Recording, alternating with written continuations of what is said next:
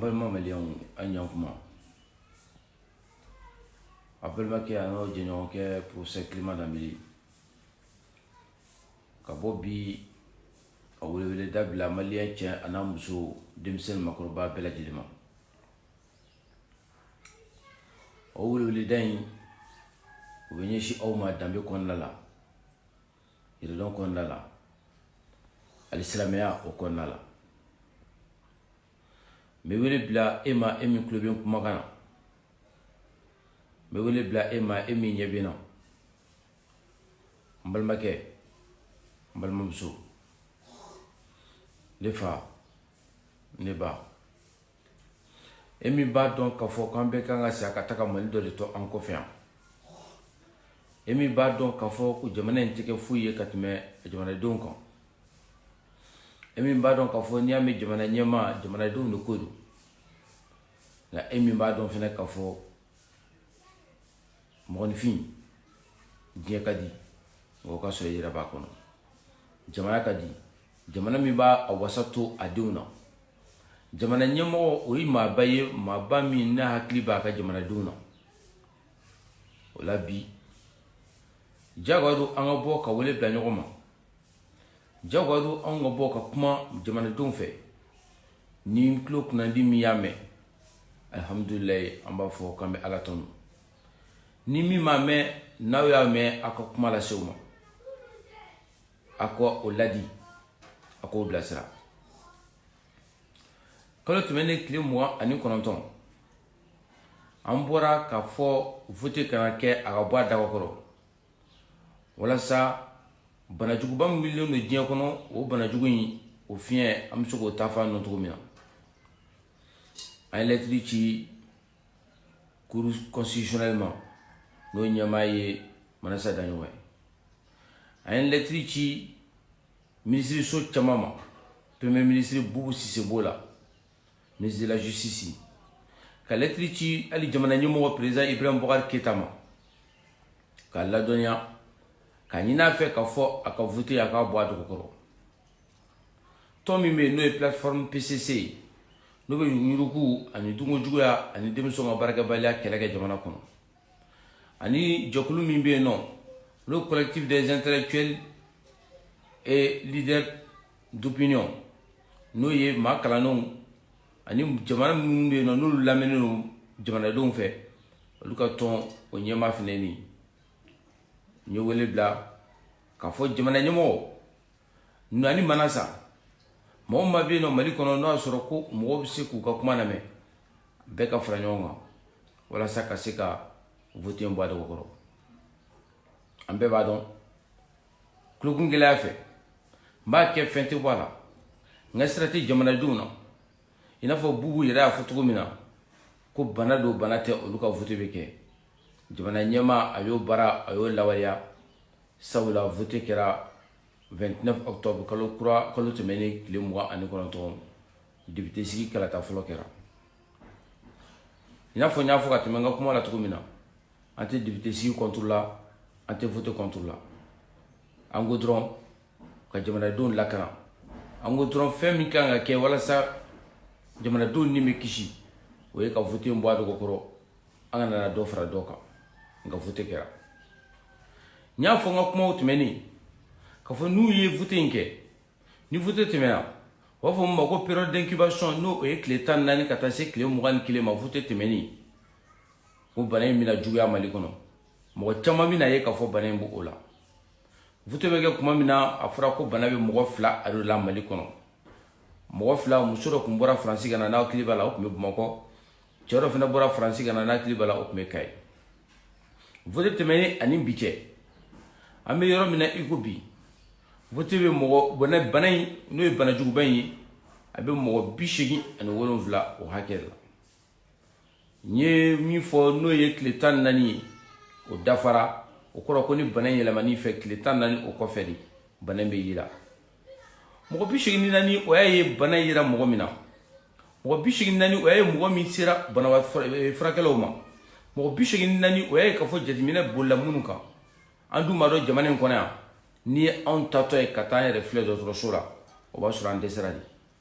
O la maa bɛ ɲininkali kɛ ma joli tara vote kɛyɔrɔ la n'u ye bana in sɔrɔ yen ma joli tara vote kɛyɔrɔ la ni bana in y'u sɔrɔ yen mɔgɔ joli tara vote kɛyɔrɔ la n'u ye bana in yɛlɛma maa wɛrɛ fɛ maa si tɛ bi Mali kɔnɔ tiɲɛ ko Ala min bɛ se k'a da fɔ o kama ne badenw ni faamaw ma jateminɛ k'a fɔ hali mɔgɔ 87 o kɔfɛ bana in yɔrɔ o la Mali kɔnɔ Ibrahim Boubacar Keita n'o y'an ka jamana ɲɛmaa ye a yɛrɛ bɔra sɔrɔ k'a fɔ a ka discours kɔnɔ ko bana in tɔ bɛna juguya ka taa fɛ ni IBK yɛrɛ y'a dɔn ko bana bɛ juguya ka taa fɛ mun b'a to IBK bɛ tila diyagoya la tuguni ko vote bɛ kɛ vote nata avril kalo tile 19 a maa si kana fɔ k'i b'i dogo sariya dɔ kɔfɛ ko dialogue national inclusive y'a fɔ ni dialogue national inclusive y'a fɔ dialogue national inclusive n'o a wagati ni banajuguba in bɛnna n'a fɔra ko hali mɔgɔ 50 tɛ se ka fara ɲɔgɔn kan est-ce que dialogue tun bɛ kɛ wa bɛɛ b'a dɔn dialogue in tun tɛ se ka kɛ o fɛn min bɛ se ka dialogue yɛrɛ kɛli bali yalima o tɛ se ka dialogue ka kumakan bali wa mais n bɛ kuma yan kan n ka kuma sira maliyɛnw de la ka wele bila aw bɛɛ lajɛlen ma ka fɔ ye bana in a juguyara jamana ɲɛmɔgɔ yɛrɛ bɔra sɔrɔ a ka kuma kɔnɔna ko bana tɔ bɛna juguya o kama kalo tile 19 n'u bɛna kɛ vote deuxième tour ye an bɛ a ɲini jamanaden bɛɛ fɛ maa si kana taa vote aw kana taa ka taa bana ɲini ka se aw yɛrɛ ma aw kana taa ka taa bana san ka se aw yɛrɛ ma jamana ɲɛmɔgɔ ko k'a bɛna fɛn bɛɛ kɛ min b'a to a bɛ lakana a ma min kɛ fɔlɔ la o tɛna kɛ filanan na président Ibrahim Boubacar Keita kelen de tun bɛ yen président ma falen donc fɛn min b'a kɛ vote fɔlɔ la ka mɔgɔw ni lakana o tɛna kɛ filanan na ka mɔgɔw ni lakana maliyɛnw waati dɔ sera an k'an yɛrɛ ta waati dɔ sera f'an k'a dɔn k'a fɔ jamana in tɛ kɛ foyi ka tɛmɛ an yɛrɛ kan waati dɔ sera f'an k'a dɔn k'a fɔ nkalontigɛ ni namara ani yuruguyurugu ko laban ta tɛ jamana in kɔnɔ a ma mɛn a fɔra k'a fɔ ko wari tɛ jamana kɔnɔ ko sabula ko effort de guerre ko kɛlɛ bɛ jamana kɔnɔ ko lakanabaliya bɛ yen ko nafolo bɛ jamana kɔnɔ ko o taara o la ja o kuma in o fana tɛ tiɲɛ a fɔra lakɔlimɛtiriw ye k'a fɔ ko lakɔlimɛtiriw ka don ka kalan kɛ ko lakɔlimɛtiriw ka don ko article 31 bɛ se ka appliquer ko wari de tɛ yen nka miliyari 500 sɔrɔlen filɛ nin ye k'o ta k'o di k'o bɔra yɔrɔ min na an t'a dɔn ja wari bɛ yen a tɛ di lakɔlimɛtiriw de ma miliyari 500 taara yan'o ka taa miliyari 6 ani miliyɔn 300 o dira Ibrahim Boubacar Keita yɛrɛ y'a fɔ k'ale y'o di ministre de la santé ma ko ka kɛ coronavirus kunbɛn o miliyari 6 ani miliyɔn 300 bololabaarakɛlaw jagokɛlaw bangitigiw minitigiw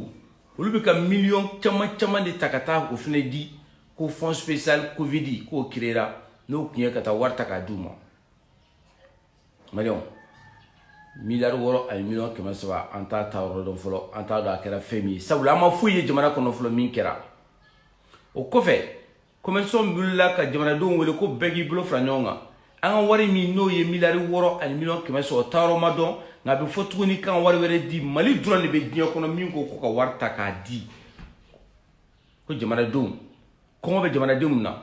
fantanya bɛ jamanadenw na kurantanya b'u la ji t'u bolo sira tɛ yen baara tɛ yen foyi tɛ jamana kɔnɔ k'aw ye min kɛ min b'a to ko jamanadenw bɛ lafiya sɔrɔ k'aw ye min kɛ min b'a to jamanadenw bɛ damu sɔrɔ k'aw y'o kɛ min b'a to jamanadenw b'a fɔ tare k'aw y'o kɛ min b'a to jamanadenw bɛ sankɔrɔta ani waso sɔrɔ aw m'o si kɛ ko fɔ dɔrɔn ko bana nana ko jamanadenw ka wari bɔ k'a di aw ma k'aw mago bɛ wari la ka sɔrɔ a y'an bɛɛ lajɛlen jɛ wari n'o ye miliyari 6 ani miliyɔn 300 o taara k'o di fɛn ma k'o la fɔlɔ an t'o ta yɔrɔ dɔn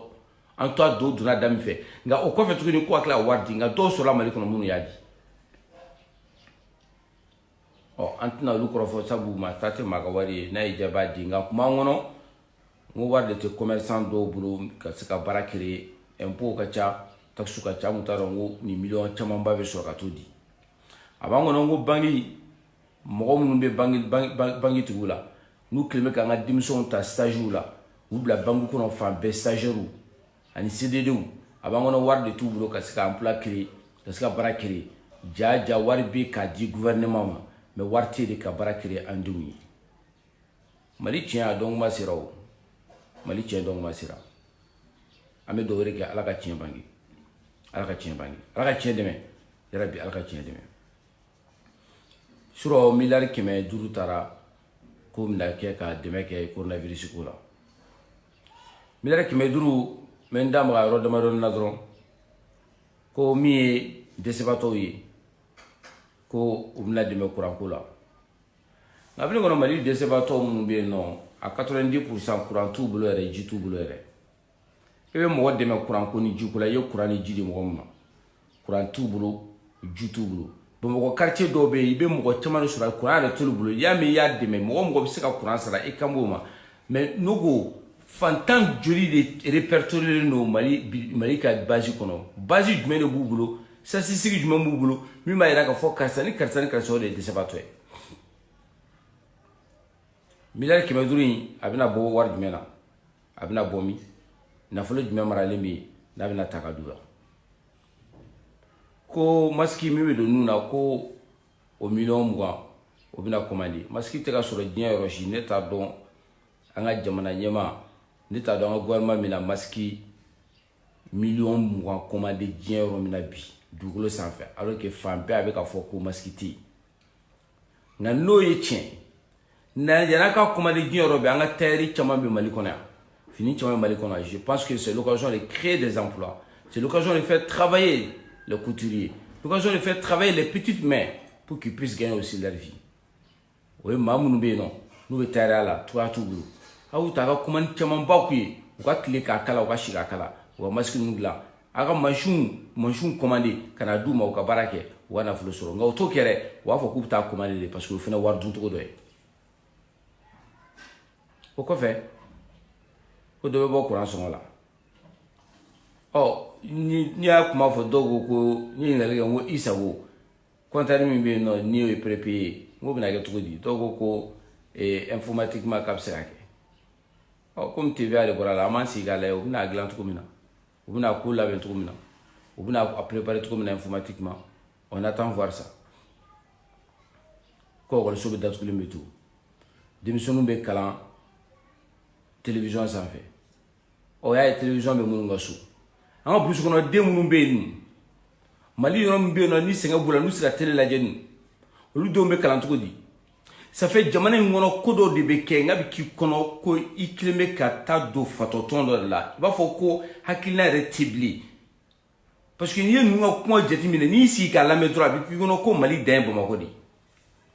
a bɛ k'i kɔnɔ ko Mali dan ye Bamakɔ de tous les plans d'action toutes les stratégies sont basées sur une vision urbaine du Mali essentiellement sur Bamako donc là an t'a faamu k'a fɔ cogo jumɛn a bɛ fɔ ko denmisɛnninw ko fɛɛrɛ bɛna kɛ walasa u ka kalan denmisɛnninw bɛna kalan ko télévision d'accord denmisɛnninw ka kalan à travers les télé mais denmisɛnninw bɛ kalan à travers les télé o y'a ye télé bɛ yɔrɔ min na de denmisɛnninw bɛ kalan à travers la télé o y'a ye télé bɛ bɔ mun ka so maliyɛn joli de bɛ télévision tɛ min ka so n'i taara burusi kɔnɔna la du joli bɛ télévision t'olu bolo masque miliyɔn 20 o bɛ commandé diɲɛ yɔrɔ jumɛn ka se Mali kɔnɔ yan bi masque miliyɔn 20 o bɛna dilan Mali kɔnɔ wa et pour terminer tɔɔrɔ bɛ minnu yɛrɛ kan n'a bɛɛ ye n'o ye commerçant ye u ko k'u bɛna olu ka cas dɔw kɛ ko cas par cas bɛɛ b'a dɔn Mali kɔnɔ yan n'u y'a kɛ o cas par cas dɔwɛrɛ tɛ e bɛ t'i sigi de k'a fɔ ko bon maintenant n nana n bɛ fɛ ne sen ka y'a la donc bon e bɛ se ka joli sara komi e kan ka miliyɔn 10 de sara ou bien miliyɔn 15 de sara bon an b'i arranger e bɛ joli sara u bɛna bɛɛ kɛ o de k'o arrangement sugu de kɛ k'o ŋanamu sugu de kɛ a bɛna nin fana corruption modèle sugu dɔ de daminɛnen nin fana yuguyugu modèle sugu dɔ de daminɛnen ko o cas par cas bɛɛ b'a dɔn Mali cas par cas bɛ laban cogo min na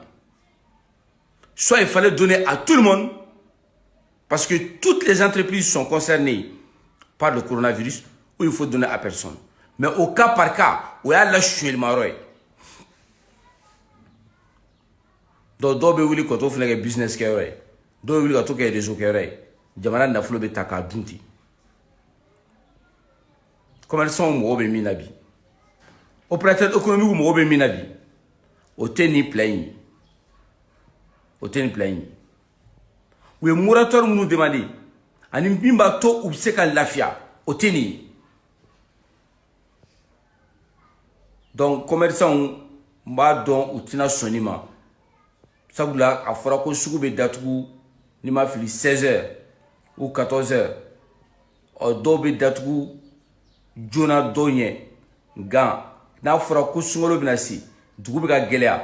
ko sɔni sisan i bɛ ka yɛrɛ ka kuma na ko c'est possible k'a bɛ se ka kɛ ko Bamakɔ yɛrɛ bɛna confiner parce que ko Bamakɔ sera isolé du reste du Mali o tɛ dɔ wɛrɛ o confinement général de fɔtɔ ye fɛrɛ la o kɔrɔ de ko ka Bamakɔ datugu mɔgɔ tɛ bɔ i n'a fɔ farajɛw y'a kɛ cogo min na ɔ n'a sɔrɔ bɛɛ balo b'u bolo n'o y'a sɔrɔ k'u bɛna wari de di bɛɛ ma n'o y'a sɔrɔ u bɛ taa malobɔrɔ ni ɲɔbɔrɔw ani tulu ani dumuni u bɛna ta ka taa bila bɛɛ de ka so ka taa fura bila bɛɛ ka so u k'o fɔ n'o tɛ n bɛna n t'a dɔn cogo di u bɛ se ka Bamakɔ datugu ka Bamakɔ confiner général kɛ ka sɔrɔ wali u ma se ka sugu gansan u ma se k'o sécuriser. Il faut un moment arrêter de faire des déclarations qui n'ont pas de sens. Arrêtez de faire des effets d'annonce. Il y en a qu'à faire comme ça, ni mesures mesures qui ne tiennent pas debout. Et on saura tout de suite dans quelques jours que ces mesures ne tiennent pas. Jawari be non, quand on kalango nyabo, nga fana la mayo ko warti. O wari be kan donga kalango nyabo. Mais Amadou la, on le mettre ka article 39 au manyabo. Nga 600 milliards kemedru o sur la commune de coronavirus là, no sur ambado a bete doala. A clanché te doala ere. Nga malo ne a formé singa kuma kan. Ka fo ni voter temena kle tan nani. Kata bla kle mwani kle ngo coronavirus be yele. A bolen flen ni voter be ke domi amogo fla 600 mogo biche ni wolonvla. Ibe ka ere ko ka tobi na juga kata afedi. Sabula u ba do ye tieni mi ke u ba do ye minke u ba do ye mogo bla ta voter la u ba do mogo tra voter la ka tu yele fra u ba do fene mogo juli mogo be ka bana yele ma no fait ce qu'on appelle les porteurs sains parce que Mali demisen ne ka cha donc na du demisen mi na mais o la ka so ma don juna il y a beaucoup de porteurs sains donc lu be ta yele ma yoro la lu be ta brousse kono la parce que sungolo mana 600 seli mana se mogo be ta brousse kono mogo be ta bosso u be ta yele ma ala kan kishi ala kan kishi ala kuma foli mandinye nga me mi fo malon yi 19 avril nata machi kana ta voter o kele flana malon aya ko waru bla kun yana ta war di kapta toyin na kana toyin aya ko waru to akun sabula mo gote ko in laban to don aga dembe ya balo ana o yere balo ana ni o ko sen politique ko yi a sabana ame fera do maski munu na commandé abe boro jume sabula bien be frato o yere ka maski ni nga dese o to ka soro ko fantan ko lu bina deme fantan joli le togo bubulu kamini ala ku daw ma de ka fantan ga lisike ka dese ba to ga lisike u be fantan soro mi jon le fantan mali kono jon te fantan mali kono ab don to di critère du même fantan la critère du même fantan la o yele mo barake folo ko me ko milliard ki me mina do fantan na ala ka tiede me watu do sira melon angoli watu do sira nga franyo angam bangaluma suata modou damozo modou chepa modou bulashu tramagashu akana so adame ka buruja akana so ngalonga tikawi akana sigi ka dun wajana tika chietole akana sigi ka wale fukatola je